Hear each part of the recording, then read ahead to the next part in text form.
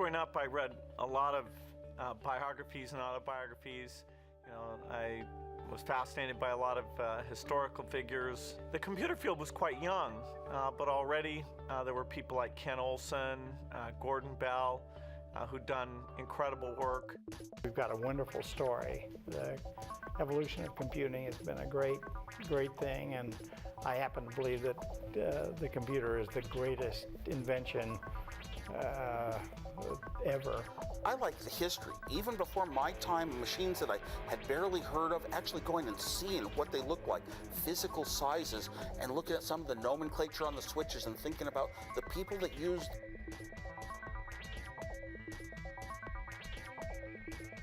The semiconductor industry has made bigger changes in a few decades than printing has over a few centuries. When I was a student at MIT, we all shared a computer. It took up half a building. It's an IBM 7094. Maybe it's here. It costs tens of millions of dollars. The computer in your cell phone today is 1,000,000 times cheaper and 1,000 times more powerful. We are recording the events of history contemporaneously with them happening. Rarely in history do you have a chance to do that. Wouldn't you love to be able to hear Michelangelo talk about what it was like to paint the Sistine Chapel? This is a remarkable place, and I support the heck out of it. I really think it's an important thing. That's what a museum is about, is being able to understand the history of what's been happening and to see it and feel it. When I was a graduate student and I was complaining about the borough's architecture, my faculty member told me, study it. Even if you don't like it, there's something exceptional in there that got it to be successful. You need to know what that is. That's what the Computer History Museum is all about.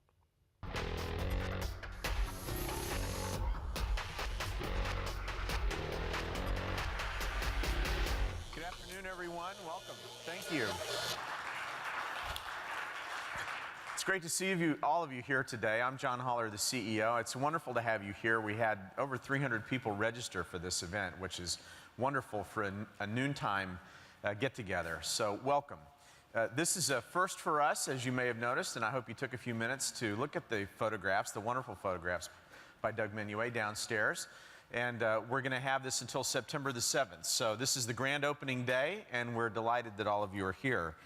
I want to just make clear that we have a great new sponsor as the result of this collaboration we put together with Doug for Fearless Genius. It's Micron Technology. This is Micron's return to the Valley after quite an absence, but they're now starting to rebuild their presence here, and we're so delighted that Micron stepped forward and saw this as the wonderful event, which we all have seen it being. So thank you very much to Micron for making that possible. Kepler's is our partner today for the book signing, as they always are when we have a book event, so I hope you'll take advantage of that. Doug, of course, is doing a book signing afterwards, and we'll see you out there with the good people from Kepler's. The next soundbite, we're doing 2 soundbites this month. The next soundbite is Thursday, July 24th. It's at noon. It's just like this. Michael Malone will be here, the noted author and historian here from Silicon Valley. He's written a really brilliant new book called The Intel Trinity, How Robert Noyce, Gordon Moore, and Andy Grove Built the World's Most Important Company. That's his assertion. And he will be here with Scott Budman of NBC4, who will be doing the interviews. His book publishes the same day that he is here, and this is Michael's first appearance on his Silicon Valley book tour, so I hope you'll be here for that, Thursday, July 24th. And finally, on Thursday night, August 7th, we return to Revolutionaries. After a little bit of the summer break, we're going to be looking at the early days of the internet with Akamai CEO Tom Layton, so I hope you'll be here for that too.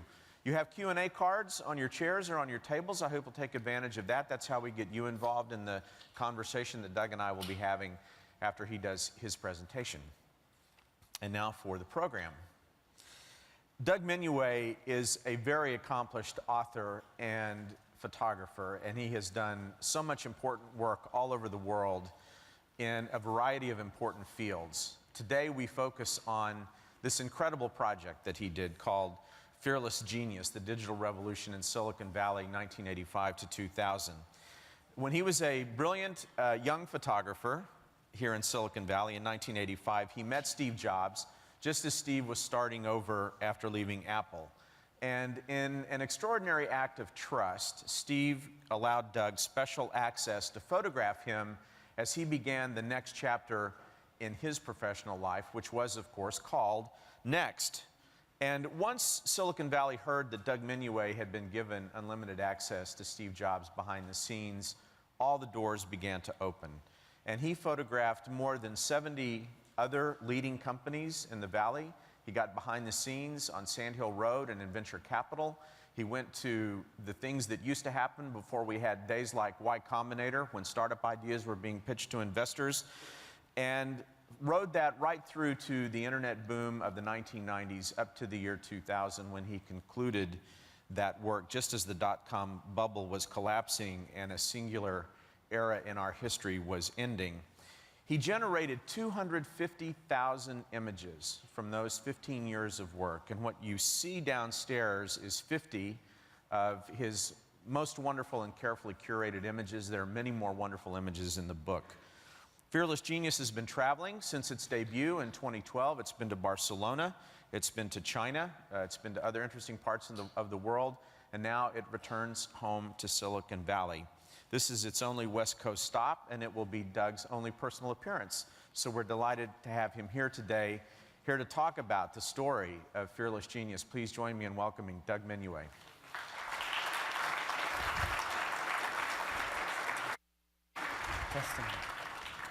Thank you so much, John, for that beautiful introduction, and thank you all for coming today. It's terrifying to be here in the belly of the beast, as it were. You guys all live this history. But I, as a naive witness, I'm going to tell you a little bit of what I saw. I'm going to take you back now to a simpler place in time, to Silicon Valley, before the internet, before Facebook, before texting. It was the age of the beeper. The fax was cool. It was during the digital revolution, when a secretive tribe of brilliant engineers, entrepreneurs, and venture capitalists came together, sparked an explosion of innovation that rocked our world. They proved that the power of creative ideas can become reality, given enough guts, willpower, and sheer passion.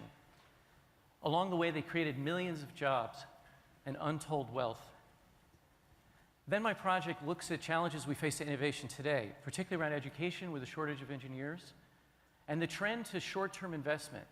There's not a lot of patient money for really tough problems like solving climate change today. And if we're not doing that, are we really as innovative as we think we are, or were? Before I address that heretical question, let me take you back to how I got to Silicon Valley. I was an outsider, and I wasn't particularly interested in tech. It was about people and culture. But in 1985, I was a young photojournalist covering the famine in Ethiopia. I had been a news photographer for some time and had seen a number of horrific things, a lot of death, but this was on a scale that was just incomprehensible. You'd walk into a camp with 100,000 people and almost all of them were dying. I shot around the world for Time and Newsweek and Life, but I was just overwhelmed by this and began to question my own role and how I could contribute something meaningful. I went back to the Bay Area and I started to think about trying to find a story that would be more hopeful for the human race and for meaning in my own life. That same year, Steve Jobs was forced out at Apple. From the height of fame and power, he hit bottom, and he announced he was going to build a supercomputer that would transform education. I knew from my work that education was the key to so many social issues. That got my attention. Through friends, I reached out and I asked if I could document Steve and his team building the next computer from the early days to shipping and capture his process of innovation. And I wanted complete access, and I wanted to do it for Life magazine. Amazingly, Steve agreed. Of course, being Steve, he was already thinking about this. My timing was good. I stayed 3 years, and as John said, Steve blessed me with his trust, and I was able to go through the Valley and expand my project after 3 years and cover most of the leading innovators in over 70 companies. And I shot a lot of film, a lot of startups, and now that material is at Stanford Library, where it's being preserved as a resource